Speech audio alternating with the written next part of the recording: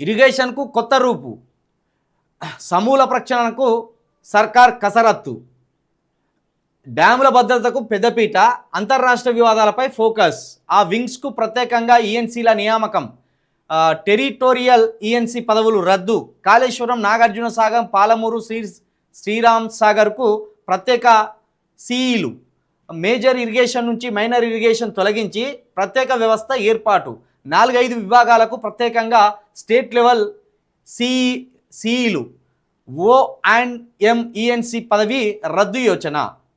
మొత్తానికి వాళ్ళు కాళేశ్వరం పేరుతోటి 1,00,000 కోట్లు కొల్లగొట్టిలని చెప్పిన మీరు మళ్ళా ఇరిగేషన్కు కొత్త రూపు రేఖలు అనే పేరుతోటి మళ్ళా మీరు కంకర సిమెంట్ ముందటేసుకొని ఇక ఒడవని పనికి పెట్టుకున్నట్టయితే అర్థమవుతున్నది.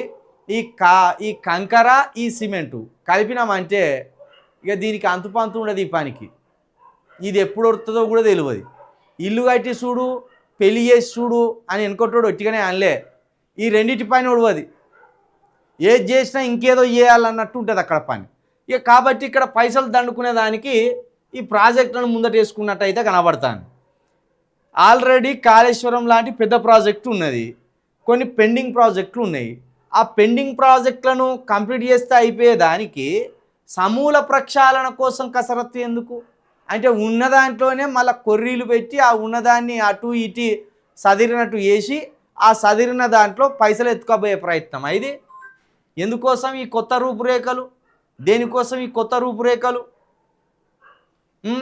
ఇది బడ్జెట్ను నాశనం చేసే ప్రయత్నం లెక్కనే కనిపిస్తుంది తప్పించి ఇది వేరే తీరుగా అయితే అనిపిస్తలేదు. ఎందుకంటే ఇప్పటికీ కేసీఆర్ గారు కట్టిన ప్రాజెక్టులకు దాని రూపురేఖలు మార్చే ప్రయత్నంలో ఉన్నారు. హెడ్డింగ్ దాని కిందకే వస్తాను. ఇరిగేషన్కు కొత్త రూపురేఖలు, సమూల ప్రక్షాళన అట.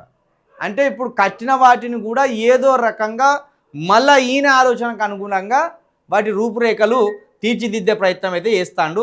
ఇది బడ్జెట్ నాశనం కాకుండా జనానికి అక్కడికొచ్చే ప్రయత్నం చేయి.